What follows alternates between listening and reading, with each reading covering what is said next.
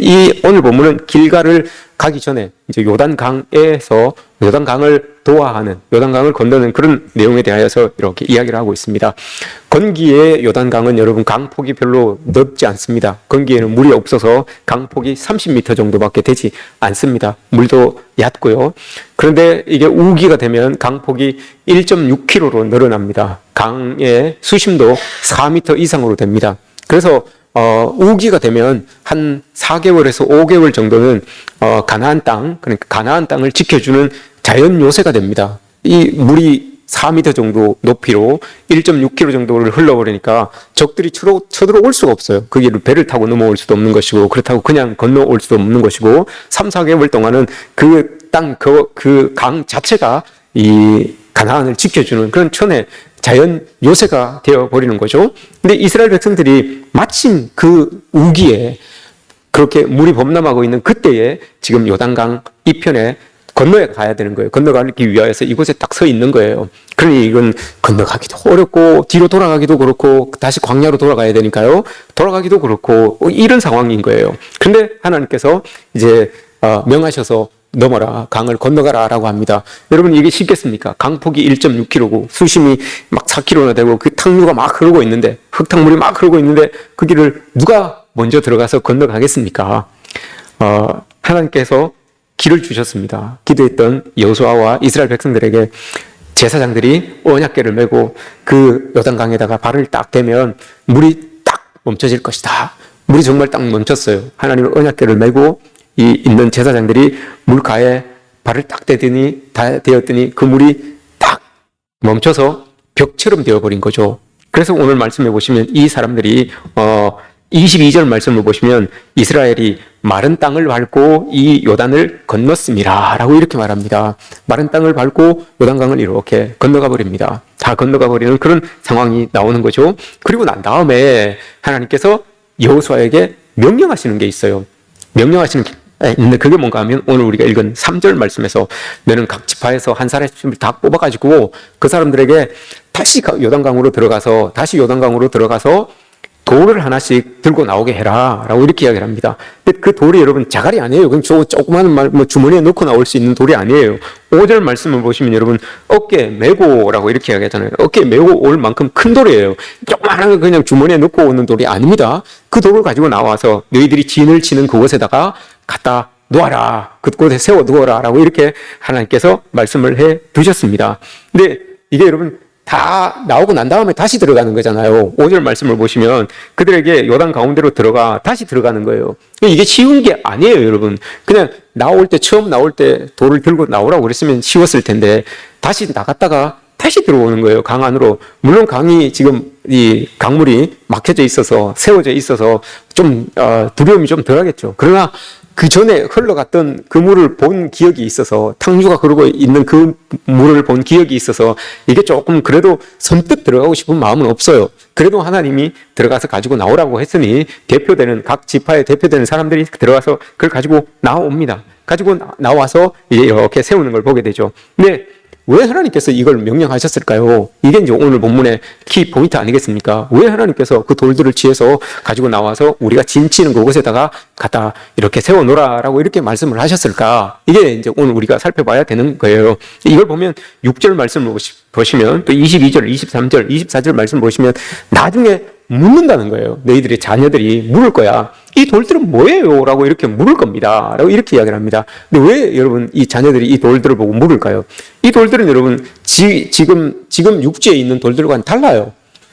그러니까 특이하니까 물어보는 거예요. 이게 무슨 육지에 있는 돌들과는 좀 다르네요. 왜냐 강에서 이렇게 씻어졌던 돌이기 때문에 여러분 맨들맨들합니다. 뭐가 나지 않았어요. 맨들맨들한 돌들이 육지의 돌들 가운데 이렇게 섞여져 있으니까, 그것도 12개가 이렇게 섞여져 있으니까 물어보는 거예요. 작지 않은 큰 돌들이 이렇게 있으니까 물어보는 거죠. 이 돌은 뭡니까? 라고 이렇게 물어본다는 거예요. 그때 이 돌들은 너희들이 이렇게 해서 우리의 조상들이 이렇게 해서 이 가나안 땅으로 들어왔다라고 하는 것을 여러분들이 설명해 주어야 됩니다라고 하는 다음 세대를 위한 여러분 시청각 교육 자료예요. 그게 시청각 교육 자료로 그 돌들을 가지고 나와서 여러분들의 진에다가 세워 놓으십시오라고 이렇게 말한 겁니다. 가나안에 들어와서 첫 전쟁을 치르기 전에 하나님께서는 12돌을 이렇게 세워서 기념비를 세워라라고 이렇게 말씀을 하셨습니다. 기념비는 여러분 하나님의 역사, 하나님의 은혜, 이걸 기억하기 위한 것입니다. 가나안에서 이제 가나안 땅에 들어가서 살아가는 이 사람들은 출애굽 2세대들이에요. 출애굽 1세대들은 광야에서 여러분 다 죽었어요. 출애굽 1세대들은 홍해를 경험했잖아요. 애굽에서 나올 때 홍해를 경험했던 사람들이에요. 근데 이 홍해를 경험했던 사람들은 이제 다 죽었어요. 다 죽고 광야에서 태어났던 사람들, 홍해에 대한 이야기를 이 사람들은 이제 듣기만 한 거예요. 듣기만 한 거. 자기들은 경험하지 못했던 사람들이죠. 이 사람들이 요단강을 통과해서 이제 가나안 땅으로 들어가는 거예요. 그러면 이 사람들을 위해서 여호수아와 갈렙밖에 안 남았어요. 그 홍해를 경험했던 사람들은 이 사람들밖에 안 남았는데, 나중에 이 사람들이 이제 요단강을 건너가게 되면, 요단강이 건너가게 되면 이걸 여러분들이 이야기를 해줘야 됩니다. 홍해를 건넜던 이 이야기들, 요단강을 건넜던 이 이야기들을 여러분들이 다 이야기를 해줘야 됩니다. 라고 이렇게 이제 하나님은 교육 자료로 이 돌을 취하라 라고 이렇게 이야기를 합니다. 여러분, 모두가 그렇습니다. 한 교회에 이렇게 우리가 몸담고 신앙생활을 하지만 예수님에 대한 체험, 하나님에 대한 체험은 각자의 것이에요. 자기의 것이에요. 부모님이 여러분 자녀들의 신앙을 대신해 줄 수 없어요. 자녀들도 함께 이렇게 예배를 드리고 있지만 이 공간에서 자녀는 자녀 스스로의 하나님과의 나만의 관계가 있어져야 되는 거예요. 그 경험을 해야 되는 거예요. 오늘 출애굽 2세대들도 그걸 경험하라는 거예요. 아버지, 엄마에게서 들었던 그 홍해를 경험하였던 그 아버지, 엄마의 신앙, 들어서는 몰라요, 여러분. 들어서는 그런 신앙이 있었구나, 그런 하나님이 계셨구나, 이런 하였는데 이 자녀들을 향하여서 요단강을 너희들이 건넜으니까 그 체험을 너희들이 가지고 있어라. 이 돌들을 볼 때마다 그 체험을 기억하고 그 체험을 바탕으로 나중에 태어날 너희 자녀들에게도 그 신앙을 그대로 교육해라 라는 그런 의미에서 돌을 취하여서 세워라 라고 이렇게 말씀을 하시는 거예요. 요단도하라고 하는 거, 요단강을 건너는 것은 부모님이 오늘 23절을 보세요. 23절에서 이렇게 이야기를 합니다. 하나님께서 요단 물을 너희 앞에서 마르게 하사 너희를 건너게 하신 것이 너희의 하나님 여호와께서 우리 앞에 홍해를 말리시고 우리를 건너게 하심과 같았다 라고 이렇게 말합니다. 우리는 그 하나님을, 살아계신 하나님을 홍해를 건너면서 우리는 체험하였다. 너희들은 우리가 그 건넜던 홍해를 체험하지는 못하지만 똑같이 그 하나님께서 요단강을 건너는 것으로 우리가 홍해를 체험했던 그 하나님을 너희들도 경험하게 할 것이다. 이런 의미로 이제 요단강을 건너게 하신다라고 이렇게 말씀을 하는 거예요. 이런 기억들이 나중에 이제 앞으로도 그러면 요단강을 건너고 홍해를 건너고 요단강을 건너고 이제 앞으로 우리가 가나안 땅에 들어가서 이 요단강처럼 홍해처럼 우리를 가로막는 많은 일들이 있을 터인데 이때도 하나님이 변함없이 우리를 도와주시겠구나라고 하는 그 믿음, 이걸 여러분 가질 수 있게끔 요단강을 건너서 그 건너을 기억하기 위하여 돌을 세우라라고 하신 것입니다. 우리 삶에서도 여러분 신앙을 기념하고 또 기억할 만한 곳이 있어야 됩니다. 여러분들의 삶의 자리에서도 나의 신앙, 하나님이 나와 함께 하신다라고 하는 그것을 기억할 만한 뭔가가 있어야 돼요. 뭔가 기억할 만한 어떤 장소나 어떤 것들이 우리에게 있어야 되는 거예요. 요단 한가운데는 여러분 요단을 건너기 전에는 저 요단강은 지금 막 이렇게 탕류가 흐르는 저 요단강은 여러분 불가능이에요. 저 요단강은 들어가면 죽음의 장소밖에 되지 않는 거예요. 그러나 하나님께서 언약궤를 딱 동행함으로 인하여서, 언약궤는 하나님의 말씀이잖아요. 하나님의 말씀을 동행함으로 인하여서 그 요단물이 여러분 딱 그쳐지게 되는 거예요. 기적이 일어나는 거예요. 이런 은혜가 앞으로 여러분들의 삶 가운데 있을 것입니다. 이거잖아요. 근데 여러분 보세요. 우리도 여러분 우리의 삶의 자리에서 기적을 많이 원해요. 하나님의 기적들을 원해요. 이걸 다른 말로 여러분 어떻게 표현할 수 있습니까? 기적을 원한다는 건 뭐죠? 기적이 일어날 만큼, 기적이 일어나야 되는 그런 상황만큼 여러분 우리가 절망에 빠져 있다는 것 아닙니까? 기적이 필요합니다. 하나님, 내가 이렇게 절망에 빠져 있으니까 기적 아니고는, 하나님의 이적 아니고는 이 절망을 빠져나올 수 없습니다. 이 고백 아닙니까? 이게 여러분 우리에게 기적이 필요하다는 이유 아닙니까? 기적이 필요한 사람들은 다 그만큼 기적이 있어야지만 회복되고 치유되고 변화될 수 있는 그런 절망 가운데 빠져 있기 때문에 우리는 다 기적을 원하는 거예요. 그 기적이 여러분 약속의 땅, 이 가나안 요단강을 건너므로 인하여서 일어나는 거잖아요.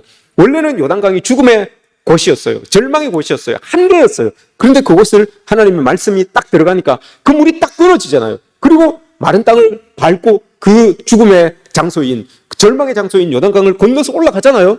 하나님의 말씀을 붙들고 있는 하나님의 백성들은 이런 사람들이에요, 여러분. 우리의 한계가 부딪히고 절망의 자리에 들어갈지라도 하나님의 말씀을 꼭 붙들고 있으면 그 절망의 자리를 여러분 마른 땅을 걷듯이 걸어갈 수 있다는 거. 이게 하나님이 오늘 길갈 요단강을 통하여서 우리에게 보여주시는 하나님의 메시지입니다. 여러분 이 요단강은 우리가 꼭 건너가야 되는 땅이에요. 왜냐? 이 요단강은 여러분 마지막 광야에서 나오는 마지막 고비예요. 이걸 지나가야지만 광야가 끝나는 거예요. 그러나 이 요단강을 건너고 나면 또 하나의 여러분 이 여리고가 딱 기다리고 있어요. 이 여리고를 여러분 파하고 들어가야지만 가나안 땅이 이제 열려지기 시작하는 거예요. 그러니 이 요단강은 아주 중요한 것이에요. 앞으로 나가기 위한 발판이 되기도 하고 지금 지나온 것들을 끊어버릴 수 있는 마지막 관문이기도 해요. 그러니 이 요단강을 여러분 건너야 되는 거예요. 근데 이 요단강이 눈을 보기에 막 그 험한 탕류가 그러니까 이건 가지도 못하고 나가지도 못하고 뒤로 가지도 못하고 우리 상황이 여러분 이런 거 아닙니까? 우리 삶의 자리가 이런 것 아닙니까?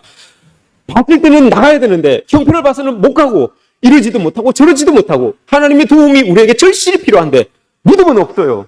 이러지도 못하고 저러지도 못하고 있는 그런 우리의 상황.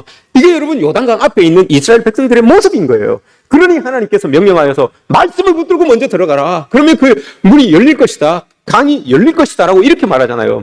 요단강이라고 하는 것은 또 하나님의 말씀이라고 하는 것은 여러분 우리의 과거를 해결해 주는 거예요. 그리고 현재에다가 힘을 불어 넣어 주시는 거예요. 그리고 미래에 대한 것을 여러분 이 앞으로 우리에게로 당겨오는 견인해 주는 그런 역할을 하는 것이 하나님의 말씀이에요. 이 말씀을 들고 언약궤를 들고 물에 들어가니까 물이 그치잖아요. 이걸 여러분 이스라엘 백성들이 경험하는 겁니다. 여러분 들어갑니다. 이제 요단강을 건너서 들어갔어요. 이 사람들이 길갈이라고 하는 곳에 진을 쳐요. 길갈은 여러분 사마리아라고 하는 이 여리고라고 하는 곳에서 북쪽으로 3km 정도 떨어진 곳이에요. 근데 여리고가 여러분 지대가 높습니다. 여리고가 한 200m, 해발 200m 정도 더 높아요. 다른 지역보다. 그럼 여리고 사람들은 다 내려다보죠. 다 동네를 다 내려다봅니다. 근데 여기가 또 길갈은 여리고보다 조금 더 높아요. 그러니 길갈에서 이렇게 보면 저 여리고가 보여요. 여리고가 안 그래도 툭 튀어나왔는데 길갈이 높기 때문에 거기가 다 보여요. 여리고 사람들도 위에서 봤으니까 요단강을 건너오는 이스라엘 백성들을 봤어요. 요단강을 건넌다는 건 여러분 어떤 의미가 있습니까? 남의 나라 사람들이 다른 족속들이 요단강을 건너서 우리 땅으로 들어온다라고 하는 거, 요단강을 건넌다라고 하는 것은 이건 공격이에요. 이건 우리나라를 침범하는 거예요. 그러니 여리고 사람들이 여러분 딱 준비하고 있지 않았겠습니까? 저기 높은 곳에서 이렇게 보니까 많은 군대들이 요단강을 건너서 많은 사람들이 요단을 건너서 자기 땅으로 들어오는 거예요. 그럼 이건 자기 땅을 침범하는 거예요. 공격이라는 거예요. 이걸 이 여리고 사람들이 딱 보고 있는 겁니다. 그러니 이 사람들도 퇴비를 하고 잼 준비를 하고 있었겠죠. 근데 여러분 보십시오. 이 길갈에다가 3km 정도 떨어진 길갈에다가 돌을 가지고 가서 이렇게 이제 기념비를 세워놨어요. 기념비를 세워 놓습니다. 이 기념비를 세워 놓으면 사람들이 그걸 보면서 야, 우리가 요단강도 그 험하게 흐르던 요단강도 하나님 은혜로 넘어왔는데 이제 우리가 공격해야 될 저 여리고 이건 뭐 문제겠느냐? 이런 여러분 자신감이 생기는 거예요. 이걸 기억하라는 거예요. 하나님의 도움을 기억하라는 거예요. 여러분 우리가 살아가면서 기억해야 될 것들이 많이 있습니다. 그런데 보면 시간이 지날수록 생생해지는 기억들이 있는가 하면 또 시간이 지날수록 여러분 흐릿해지는 기억도 있어요. 근데 이게 문제는 기억해야 되는 것은 흐릿해지고 기억하지 않아야 되는 것은 또렷해지는 이게 문제잖아요. 그죠? 기억해야 되는 건 잘 기억을 못해요. 근데 기억하지 않아도 되는 것들은 또 기가 막히게 또 기억이 나요. 볼 때마다 기억이 나고 해요. 이게 여러분 문제라는 겁니다. 교회도 마찬가지입니다. 우리 사람들이 여러분 다 사람들은 그 기억해야 되는 것. 그건 왜 기억을 하는가 하면 그 가치를 보존하려고 기억하는 거 아닙니까? 가치를 보존하기 위해서 기억하기 위해서 전례를 자꾸 만들어요. 그 전례라는 것이 여러분 뭐 생일이다, 결혼 기념일이다, 뭐 부모님 추도식이다, 뭐 이런 것들 있잖아요. 이런 기념할 만한 것들, 국가적인 그런 어떤 공휴일이다, 명절이다 이런 것들을 자꾸 만들어 놓습니다. 이건 기억해야 되는 것들이니까 자꾸 만드는 거예요. 그리스도인들에게 있어서 여러분 주일 예배가 그런 거예요. 주일 예배는 왜 여러분 여기에 우리가 모여서 예배를 드립니까? 하나님의 은혜를 기억하기 위해서 그런 거예요. 하나님의 구원의 역사를 기억하기 위해서 자꾸 우리가 이렇게 예배당에 모여서 하나님 앞에 예배를 드리고 하는 거예요. 예배라고 하는 이 말이 여러분 레이트루기아라고 하는 말이에요. 헬라어로 레이트루기아라고 하는 말인데 레이트루기아라고 하는 이 말은 사람이라는 말과 일이라는 말이 이게 합쳐진 말이에요. 이게 제일 처음에 어떻게 사용이 되었는가 하면 그리스 로마 시대 때 사람들이 레이트루기아라는 말을 사용했어요. 근데 이건 뭔가 하면 국가적인 행사가 있어요. 국가적인 행사가 있으면 사람들이 자발적으로 다 나오는 거예요. 자발적으로 다 나와서 자기가 할 수 있는 것들을 하는 거예요. 자기가 나는 로마 시민이기 때문에 나는 자발적으로 나아가서 내가 할 수 있는 일은 이거다. 내가 할 수 있는 일은 이거다라고 해서 그 자리에서 시민이라면 마땅히 내가 나가서 이렇게 하는 게 맞지라고 하면서 나온 거예요. 그래서 국가적인 일들을 자기들이 자기 돈 들여서 자기 힘 들여서 자기 노력해서 그 국가의 일들을 감당해내는 거예요. 이게 레이트루기아예요. 근데 이것이 교회 안으로 이렇게 들어오니까 신앙 공동체들이 사용하니까 이게 예배라는 거예요. 왜냐? 하나님의 백성이라면 로마 시민이라면 마땅히 나아가서 국가 일에 참여하는 것과 마찬가지로 그리스도인이라면 하나님의 백성이라면 마땅히 나아가서 그 일에 참여하는 거예요. 하나님을 예배하고 하나님을 높여드리고 하는 것, 마땅히 그 일을 하는 게 그리스도인으로서 마땅히 그 일을 하는 게 예배다라는 거예요. 이게 여러분 레이트루기아예요. 그 예배를 통하여서 하나님을 기억하는 거죠. 그 예배를 통하여서 하나님께서 우리에게 베풀어 주신 그 은혜를 경험하고 기억하는 거예요. 이게 우리가 드리는 지금 예배의 모습인 거예요. 신명기가 여러분 이 이스라엘 백성들이 가나안 땅에 들어가기 이전에 쓰여진 책이에요. 이전에 내용들을 쭉 쓴 거예요. 근데 신명기에서 가장 여러분 자주 많이 강조하고 있는 단어가 있어요. 그게 여러분 기억하라입니다. 기억하라. 뭘 기억하라는 거예요, 여러분? 신명기 때의 일들, 여기까지의 일들을 너희들이 그 땅에 들어가서도 너희들이 기억해야 된다. 이 말을 지금 이야기를 하고 있는 거예요. 왜 기억을 해야 되느냐? 하나님께서 모세에게 염려거리를 하나 이렇게 하나님의 염려거리를 모세에게 말씀해 주셨어요. 신명기 8장에 보시면 하나님이 가지고 계셨던 염려가 있었어요. 신명기 8장 12절에서 14절 보시면 이렇게 이야기합니다. 네가 이스라엘 백성들을 말하는 거죠. 네가 먹어서 배부르고 아름다운 집을 짓고 거주하게 되며 소와 양이 번성하며 은금이 증식되며 소유가 풍부하게 될 때에 마음이 교만하여 하나님을 잊어버릴까 염려하노라. 이게 여러분 하나님이 이스라엘 백성들을 향한 염려였어요.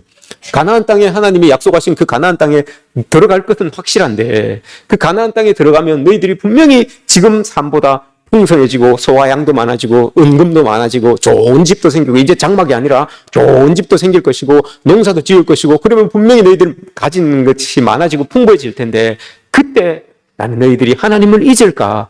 하나님을 잃어버릴까? 마음이 교만해질까? 심히 걱정된다. 심히 염려가 된다. 이렇게 말해요. 여러분 우리의 진짜 위기는 고난의 때가 아니에요. 우리의 진짜 위기는 여러분 광야에 있을 때가 아니에요. 우리의 진짜 위기는 가나안 땅에 하나님이 약속해 주신 그 가나안 땅에 들어가서 살아갈 때 그때가 여러분 진짜 위기예요. 그때 여러분 하나님이 약속해 주신 것이 있기 때문에 우리는 풍부해질 수 있어요. 풍성해질 수 있어요. 근데 그 풍요로움이 오히려 우리를 여러분 넘어뜨리는 올무가 될 수 있다는 것을 하나님이 염려하신 거예요. 근데 정말 하나님의 염려하신 대로 그대로 되잖아요. 그렇게 산 시대가 사사시대예요. 자기들의 풍요로움을 의지하고 자기들의 교만, 그 가진 것을 사용하면서 교만하고 하나님 없는 사람들처럼 지내고 자기들이 옳은 대로만 지내고 이게 여러분 사사시대의 삶이잖아요. 이게 신명기에서 하나님이 염려하신 이스라엘 백성들의 삶이에요. 그대로 지금 나타나고 있는 것 아니겠습니까? 그나마 너희들이 광야에서 그렇게 힘들었기 때문에 그래도 하나님 앞에 죄를 지으면 하나님 앞에 회개하고 배고팠기 때문에 하나님 앞에 하나님을 찾기 그렇게 찾고자 했지만 그게 광야에서 힘들었기 때문에 그렇게 했는데 너희들이 이제는 광야가 끝나고 가나안 땅에 들어가면 이게 되겠냐 이 말이에요. 너희들 이게 되겠냐?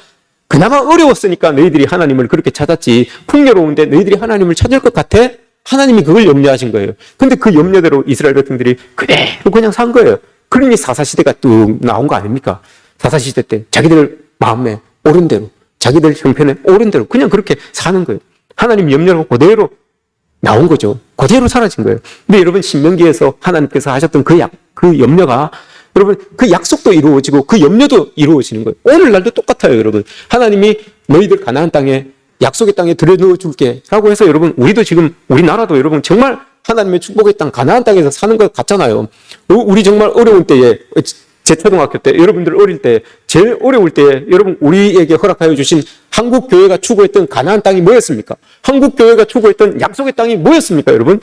딴 거 없어요, 여러분. 잘 살아보세요였잖아요. 잘 살아보세요. 우리 하나님 믿고 잘 살아봅시다. 하나님 믿고 우리 건강하게 행복하게 잘 살아봅시다. 이게 여러분 초기 교회, 한국 교회에 떨어졌던 가나안 땅의 약속이에요. 약속의 땅이에요. 잘 살아보세요. 정말 그래서 여러분 하나님의 은혜대로, 하나님의 약속대로 우리 잘 살게 됐어요. 전 세계를 통틀어서 여러분 그 어려운 데서 어떤 인프라도 없이 이만큼 발전한 나라가 우리나라밖에 없어요. 싱가포르 하나를 더 치지만 싱가포르는 여러분 그래도 인프라가 우리나라보다 있었잖아요. 아무런 인프라가 없이 여러분 전쟁 이후에 폐허에서 이만큼 성장해서 여기까지 이런 나라가 한국 교회밖에 없어요. 한국밖에 없어요. 이게 여러분 하나님께서 약속해 주신 그 약속의 땅의 축복 아니겠습니까? 그런데 동시에 약속의 땅에 축복이 있지만 신명기에 이야기했던 하나님의 염려도 똑같이 여러분 우리에게 있어요. 그때 당시만 해도 여러분 우리가 모든 문화를 이끌어갔던 거, 여름 성경학교 때 여러분 모든 문화를 이끌어갔던 그 여름 성경학교 때 가서 막 하나님을 찾고 찬양하고 했던 그 어린아이들이 자라서 된 게 여러분 저와 여러분들 아닙니까? 그때 하나님을 만나고 그때 하나님을 고백했던 사람들이 자라서 된 사람들이 저와 여러분들 아닙니까? 이런 나라, 이런 우리 나라였습니다. 초고속 성장을 하여서 이런 나라죠. 그런데 여러분 오늘날 젊은이들은 청년들이나 젊은이들은 하나님을 바라보지 않습니다. 핸드폰을 바라보고 돈을 바라보고 출세를 바라보고 명예를 바라봅니다. 예수님을 바라보지 않습니다. 왜 그랬습니까, 여러분? 그 어려울 때에 하나님을 바라보면서 신앙생활을 했던 우리 부모님 세대들이 여러분 지금 풍요로움 가운데서 자녀들에게 예수 그리스도를 바라보는 방법을 가르쳐주지 않았어요. 예수 그리스도를 기억할 만한 길갈에 돌비를 세워주지 않았어요. 그래서 여러분 우리 젊은 세대들이 썰물처럼 교회를 빠져나갑니다. 썰물처럼 교회를 빠져나가요. 그게 대하여서 누구도 이해하지 못합니다. 우리가 기념비를 세워서 하나님을 보여주지 못했기 때문에, 하나님을 가르쳐주지 못했기 때문에, 나의 신앙을 전수해주지 못했기 때문에 여러분 우리의 자녀들이 썰물처럼 교회를 빠져나가는, 믿음을 빠져나가는 그런 모습들을 우리가 보게 되는 거죠. 지금 여러분 우리가 가지고 있는 이 풍요로움이 우리 젊은 세대들의 영혼을 갉아먹는 것이 되어버렸어요. 그렇게 바라고 원했던 그 풍요를 우리가 이루었지만, 하나님이 이루어 주셨지만 우리 자녀들에게는 그 풍요가 오히려 영혼을 갉아먹는 것이 되어버리는 것을 우리가 보게 됩니다. 길갈에 12돌을 세워서 하나님을 기억하지 못하고 하나님을 가르쳐주지 못했던 이 부모님들의 여러분 모습들이 이제 드러나고 있는 거예요. 이게 신명기에서 하나님의 걱정이 아니었어요. 지금도 여러분 여전히 그 걱정거리들이 우리에게 있어요. 미국에 여러분 우리가 잘 알고 있듯이 9.11 테러가 쌍둥이 빌딩에 비행기가 와서 박았던 그런 9.11 테러를 우리는 기억합니다. 우리만 기억하는 것이 아니라 그 빌딩이 서 있었던 그 자리에 여러분 지금도 기념비가 세워져 있어요. 밤마다 여러분 레이저 광선이 쫙 올라옵니다. 그걸 기념하는 거예요. 좋지 않았던 일이었지만, 비극이었던 일이었지만 기념하는 거예요. 뭘 기념합니까, 여러분? 죽었던 사람들을 기억하고 그 일이 왜 일어났는지를 기억하고 그 일이 일어나게 된 것을 우리가 반성하자는 의미로 그 기념비를 여러분 세워놓고 있어요. 아직까지 세워놓고 있어요. 다시 새로운 건물을 짓는다고 하는데 아직까지 여러분 기념비가 세워져 있어요. 우리에게 여러분 이런 것들이 있어야 되는 것 아닙니까? 은혜라고 하는 기념비. 여러분 이거 없으면 그냥 지나가요. 우리 삶의 자리에 하나님의 은혜를 새겨두지 않으면 여러분 그냥 지나가요. 없었던 일처럼 생생한 기억조차도 나지 않는 일처럼 쓱 지나가게 되어버려요. 그래서 여러분 우리는 이걸 자꾸 되뇌이면서 기억하고 그걸 새겨놓아서 아이들에게, 자녀들에게 되물려줘야 된다는 거예요. 여러분 아이들이 여러분 우리 부모님들은 말하지 않아도 아이들이 여러분 잘 압니다. 뭘 잘 아느냐? 아버지 엄마의 가치관을 여러분 잘 알아요. 우리 아버지 어머니가 교회는 다니고 있지만, 교회는 열심히 다니는 것 같지만 우리 아버지 어머니의 가치관은 하나님이 아니다. 이걸 여러분 잘 압니다. 우리 자녀들이 여러분 귀신같이 알아요.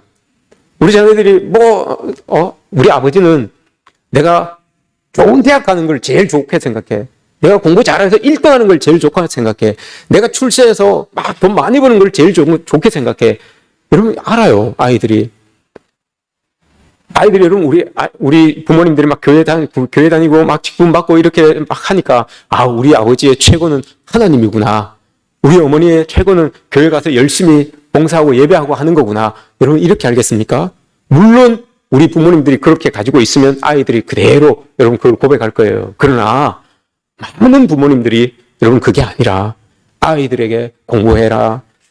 예배 다 됐는데 여름 성경학교 가야 되는데 수련회 가야 되는데 시험은 있고 하면 여러분 어디를 보냅니까?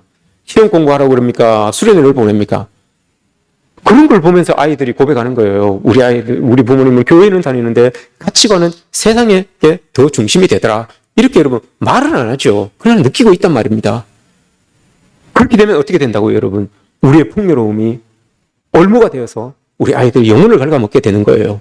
그러니 우리는 우리의 신앙을 가지고, 우리의 영성을 가지고 우리 아이들을 여러분 교육하고 가르쳐야 된다는 거예요.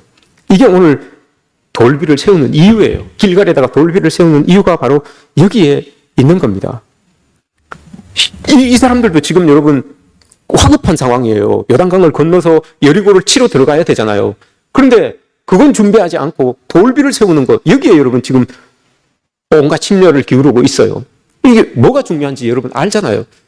하나님의 우선순위는 가서 빨리 요단강을 건너고 빨리 여리고를 쳐서 승리하는 것, 이게 여러분 하나님의 우선순위가 아니에요. 먼저는 여러분 그게 우리에게는 우선순위가 될 수 있죠. 우리 아이들이 빨리 좋은 대학 가서 좋은 직장 가서 좋게 성공했으면 좋겠다. 우리에게 중요할 수 있지요. 그러나 여러분 돌비를 세우잖아요. 하나님은 미래를 보는 거예요. 우리 아이들은 그게 중요한 게 아니라, 여리고를 빨리 들어가는 게 중요한 게 아니라, 들어가기 전에 하나님으로 마음을 단단하게 다지고 있어야지만 여리고 들어가도 아무런 흔들림 없이 살아갈 수 있다는 것을 하나님은 지금 보여주고 있는 거예요. 우리도 마찬가지입니다, 여러분. 우리가 이렇게 가르쳐줘야지만, 돌비를 굳건하게 세워줘야지만 이 아이들이 자라나서 어디를 가든지 흔들림 없이 하나님을 생각하고 하나님을 우선순위에 두고 살아갈 수 있는 백성이 되는 거예요. 그게 여러분 진정한 축복 아니겠습니까? 우리 다 먹고 살기 힘듭니다. 다 그래서 여러분 다 바쁘죠. 내가 직장 일도 바쁜데 언제 아이들을 가르치고 아이들에게 신앙생활 하게끔 만들고, 여러분 이렇게 생각할 수 있습니다. 아니에요, 여러분. 특별히 아이들에게 여러분들의 신앙을 전수해 주실 때 말씀의 힘을 꼭 가르쳐 주십시오. 성경 하나님의 힘을 꼭 가르쳐 주십시오. 오늘 말씀 보세요. 6절 7절 말씀에서 언약궤가 언약궤를 들고 있는 제사장들이 물에 발을 딱 댔을 때 여러분 물이 딱 멈추잖아요. 이게 하나님의 힘이에요. 말씀의 힘이에요. 말씀은 여러분 건너지 못하는 그 강을 멈추게 하세요. 우리가 절망에 빠져 있는 그 상황을 벗어나오게 할 수 있는 능력을 가진 게 하나님의 말씀이라고 하는 거, 여러분 이걸 꼭 가르쳐 줘야 되는 거예요. 언약궤는 하나님의 말씀입니다. 말씀을 붙들면 우리가 산다. 우리의 한계를 뛰어넘을 수 있다. 하나님이 이 말씀을 통하여서 우리에게 승리를 주시는구나. 이걸 여러분 우리가 가르치면서 나가야 되는 거예요. 그리고 그렇게 되면 고백하게 되잖아요. 24절 말씀에서 뭐라고 합니까? 여호와의 손이 강하신 것과 하나님의 손이 무엇보다도 강하구나. 그리고 뒤에 하나님 여호와를 내가 항상 경외해야 되겠구나. 이렇게 깨달아진다는 거예요. 이렇게 느끼면서 살아간다는 거예요. 그 돌비를 세워서 하나님의 말씀을 가르치고 하나님을 우리가 기억하게 하면 아이들이 고백하는 것이 하나님의 손이 무엇보다도 강하시구나. 저 하나님이 나를 항상 지켜주셔서 내가 하나님을 경외하며 살아가야 되는구나. 이걸 가르쳐 준다는 거예요. 이게 중요한 것 아니겠습니까? 이게 길갈에서부터 있었다고요. 참 오늘 본문을 이렇게 보면서 여러분 제가 부러운 게 하나가 있었어요. 뭐 부르는가 하면 여호수아가 하나님께서 여호수아에게 이렇게 이야기를 합니다. 그랬더니 여호수아가 하나님께서 말씀하신 대로 행합니다. 그리고 그 말씀하신 대로 여호수아가 백성들에게 이야기를 합니다. 그랬더니 백성들이 여호수아가 말씀한 대로 행합니다. 순종의 아름다운 그 순종의 고리가 있어요. 그럼 여러분 생각해 볼 수 있는 것이, 그럼 그 백성들도 여호수아에게 들었던 것들, 여호수아에게 받았던 것들을 자녀들에게 이야기를 하겠죠. 그러면 이야기한 대로, 여호수아가 백성들에게 말한 대로, 백성의 아버지 어머니가 자녀들에게 말한 대로, 이게 이렇게 이어진다는 게 여러분 우리 생각할 수 있잖아요. 이게 참 부러운 거예요. 아름다운 그 순종의 고리. 이런 큰 역사들이 일어나기 위해서는 여러분 이런 순종이 필요한 거예요. 순종이 필요해요. 하나님이 말씀을 하셨는데 여호수아가 현장을 딱 보고 이거 힘들지 않겠어요? 저렇게 1.6km나 되는 저 폭을 우리가 어떻게 건너갈 수 있겠습니까? 이러면 여러분 기적은 안 일어나는 거예요. 근데 여호수아는 믿었어요. 여호수아는 믿고 백성들에게 이야기를 했어요. 한 명씩 나와서 우리 저기 건너가야 됩니다. 라고 이야기했을 때 그 지파의 대표들이 이게 되겠어요? 라고 했으면 기적은 안 일어나는 거예요. 그 지파의 대표들이 가서 백성들에게 이야기했겠죠. 그 지파에 속해 있는 사람들에게 가서 우리가 이렇게 해서 이제 넘어가야 됩니다. 다 준비하십시오. 그 백성들이 여러분 안 들었으면 어떻게 됩니까? 저게 되겠어요. 저렇게 높은 수심이 깊은데 저거 우리가 어떻게 건너가요? 우리만 있는 것도 아니고 아들도 있고 애들도 있고 가축도 있고 한데 이렇게 했으면 기적은 안 일어나는 거예요. 그런데 여러분 그렇게 했다는 게 중요한 거잖아요. 그렇게 합시다라고 하니까 하는 거예요. 하나님 그렇게 말씀하시니까 여호수아가 오케이 알겠습니다. 여호수아가 백성들에게 그렇게 이야기하니까 예 알겠습니다. 백성들이 자기들 백성에게 이야기하니까 예 좋습니다. 그렇게 합시다. 그러니까 여러분 하나님의 역사가 일어나는 것 아닙니까? 하나님의 일이 일어나는 것 아닙니까? 우리에게도 여러분 하나님은 동일하게 이야기하고 계세요. 환경 때문에, 처지 때문에 여러분 안 될 것 같이 보이는 상황 속에서도 하나님은 순종을 요구하세요. 우리는 하나님께서 똑같이 우리에게도 이렇게 이야기를 하시는데 우리는 자꾸 하나님의 말씀을 걸러요. 한 번씩 걸러요. 우리 남편이 한 번 거르고 우리 아내가 한 번 거르고 자꾸 걸러요. 그러면 여러분 원 메시지, 오리지널 메시지가 자꾸 희석돼서 나중에 자녀들이 갈 때 나중에 행해지는 일들을 보면 여러분 한 10% 정도밖에 안 돼요. 한번 생각해 보십시오. 여러분 곰탕을 잘 끓여놨어요. 사고를 잘 끓여놨는데 이게 좀 모자란 것 같아요. 아버지가 가다가 물 한 바가지 붓고 어머니가 가다가 물 한 바가지 붓고 뭐 또 할아버지가 한 바가지 붓고 나중에 보니까 양은 이만큼 많은데 멀게 소가 그냥 수영만 해서 간 것 같아. 누가 먹습니까 이걸? 누가 먹습니까? 포 넣은 사람이 먹습니까? 누가 먹습니까? 우리 자녀들이 먹어야 되는 거예요. 이게 되겠습니까 여러분? 자꾸 그러니까 여러분 하나님은 오리지널 순종을 원하시는데 순종이라고 하는 것은 여러분 밑에서 듣다 이 말이에요. 밑에서 듣다. 밑에서 듣는 사람은 자꾸 이걸 이야기하는 게 아니에요. 왕이 이야기할 때 밑에서 듣는 사람들은 들려지는 대로 행하는 거예요. 이게 순종이에요. 근데 자꾸 여러분 곰탕 시큰 끓여놨는데 엄마가 한 바가지 물 붓고 아빠가 물 한 바가지 붓고 나중에는 여러분 뭐가 되는 겁니까? 곰국이 되겠죠 뭐. 곰탕이 아니라 그죠? 이렇게 되는 거예요. 우리도 여러분 순종이라고 하는 것은 어려워요. 그러나 여러분 이게 자꾸 희석되면 아무것도 안 돼요.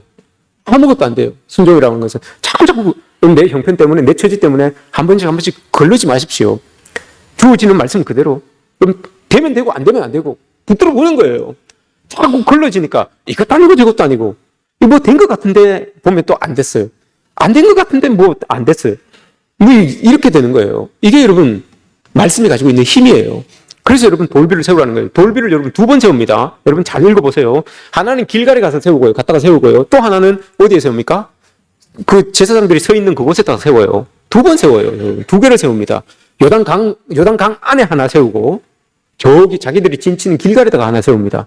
근데 여러분 왜 여러분 길갈 요단강 안에 여러분 이 돌비를 세우는 건 이거 물이 지나가면 이게 또 안 보여요. 근데도 왜 거기다가 세웠을까요? 왜 세웠을까요? 거기다가 홍해를 건너고 난 다음에 이스라엘 백성들이 홍해를 건너고 난 다음에 홍해물이 여러분 다시 겹쳐졌어요. 이건 무슨 의미를 뜻합니까? 뭘 뜻합니까? 이젠 우리는 애굽으로 돌아갈 수 없다는 걸 뜻하는 거예요. 하나님의 백성으로서 우리는 이제 이 땅에서 하나님이 이끄는 땅에서 살아가야지 다시 우리의 육신을 묻고 있었던 애굽으로 우리는 이제 돌아갈 필요가 없다. 돌아갈 수 없다는 것을 이야기하는 겁니다. 요단도 마찬가지입니다. 여러분. 요단도 다시 물이 흐릅니다. 그리고 그곳에다 돌비를 세워놓고 흘러요. 그럼 돌비가 안 보이잖아요. 똑같습니다. 우리도 이제 요단강 건너왔으니까 광야의 삶은 우리에게 이제 끝났다. 광야의 삶은 끝났고 이제 우리는 하나님이 이끌어주시는 하나님이 보호하시는 그 삶을 살아가야 된다라는 그 의미예요. 그래서 돌비를 그곳에 세운 이유는 강이 덮어버리면 안 보이는데 또 그곳에다가 돌비를 세운 이유는 그거예요. 우리가 이제 저 돌비가 이렇게 강물에 이렇게 덮여지면 안 보이잖아요. 죽은 거래요. 죽음을 뜻하는 거예요. 우리가 모든 광야의 삶을 우리가 저 요단강에다가 다 묻어버렸다. 다 죽어버렸으니까 우리는 옛날 것들 생각하지 말고 이제 앞으로 하나님이 이끌어주시는 그 삶만 생각하고 우리 나가자. 전진하자. 이걸 이야기하는 거예요. 여호수아가 여러분 전쟁사예요. 전쟁사. 여호수아가 전쟁사. 가나안 땅에 들어가서 이방 족속, 가나안 땅 현지 사람들을 어떻게 전쟁해서 이겨나가는가. 이걸 쓴 책이 여호수아서예요. 그런데 여러분 여호수아서를 잘 보세요. 전쟁사임에도 불구하고 어떻게 해야지 이긴다는 거예요. 전략과 전술에 대한 이야기는 없어요. 그 대신에 뭐가 있느냐? 기도와 순종에 대한 이야기가 나와요. 기도와 순종에 대한 이야기가 나옵니다, 여러분. 전쟁사인데 전략을 어떻게 짤까? 전술을 어떻게 할까? 이 내용은 안 나오고 기도하고 순종해서 이겼다는 거. 이 내용이 나와요. 왜 여러분 이렇게 씁니까, 여러분? 가나안 땅에서 하나님이 다스리시는 땅에서는 여러분 전략과 전술과 힘이 이기는 게 아니라 하나님이 강하시구나. 하나님의 능력이 있으시구나. 이걸 여러분 가르치기 위한 거예요. 오늘 말씀에서도 그러잖아요. 24절에서 여호와의 손이 강하신 것을 여호와의 손이 강한 거예요. 전략과 전술과 내가 가진 힘이 이기게 하는 것이 아니라 기도하고 순종하면 이긴다는 것. 여러분 누가 생각했습니까? 여리고를 가서 빙빙 돌면 이긴다는 걸 누가 여러분 생각했겠습니까? 그런데 하나님은 그런 방법을 쓰잖아요. 기도하면서 순종하니까 이기는 거예요. 이걸 여러분 여호수아에서 이렇게 가르쳐주고 있는 겁니다. 우리에게도 여러분 필요합니다. 순종해야지만 기적이 일어나고 우리의 삶의 자리가 변화되는 거예요. 이런 사람들이 필요한 것 아닙니까, 여러분? 가나안 혼인잔치에 여러분 그 기적이 일어났던 그 이유가 뭡니까, 여러분? 돌 항아리를 물로 채우라고 했으니까 물로 채운 거예요. 포도주가 없는데 물을 채우라는 거예요. 그 물을 갖다 두라는 거예요. 갖다 준 거예요. 그러니 여러분 일어난 거예요. 기적이 일어난 거예요. 문둥병자들에게 너희를 가서 저기 제사장에게 너희들 몸을 보여라 라고 이렇게 한 거예요. 몸이 낫지도 않았는데 가서 몸을 보여라 라고 하니까 이 사람들이 간 거예요. 믿고 간 거예요. 가니까 가는 도중에 여러분 그 병이 낫는 것 아닙니까? 순종하며 나가니까 지금 내 눈에 보기에는 물이에요. 그냥 물이고 내 눈에 보기에는 그냥 아직까지 손가락이 떨어지고 코가 없어지고 귀가 떨어지는 문둥병을 가지고 있어요. 그런데도 시키는 대로 하니까 여러분 낫게 되는 거 아닙니까? 이게 순종의 은혜예요. 이게 여호수아에서 우리에게 가르쳐 주는 거예요. 형편 때문에 처지 때문에 자꾸 하나님의 말씀을 걸러내지 말고 안 될지라도 여러분 믿고 가는 거예요. 그러면 하나님께서 능력을 발하여 주셔서 우리를 깨닫게 하는 거죠. 아, 여호와의 손이 강하셔서 이기게 하시는구나. 우리가 하나님을 경배해야 되는구나. 경외해야 되는구나. 이걸 가르쳐 준다는 거예요. 어려운 상황 속에서, 힘든 상황 속에서 이걸 우리에게 보여주신다라고 이렇게 말합니다. 길갈이라고 하는 뜻이 여러분 다 굴려보내다 이런 뜻이에요. 굴려보내다. 우리의 수치들, 애굽 땅에서 겪었던 그 수치스러움, 노예로서의 수치스러움, 광야에서 겪었던 그 어려움들, 이제 너희들 하나님의 약속의 땅에 들어왔으니 내가 다 굴려보낼게. 다 굴려보낼 테니까, 다 없어졌으니까 이제 너희들 하나님의 백성으로서 하나님 의지하면서 순종하면서 그렇게 살자.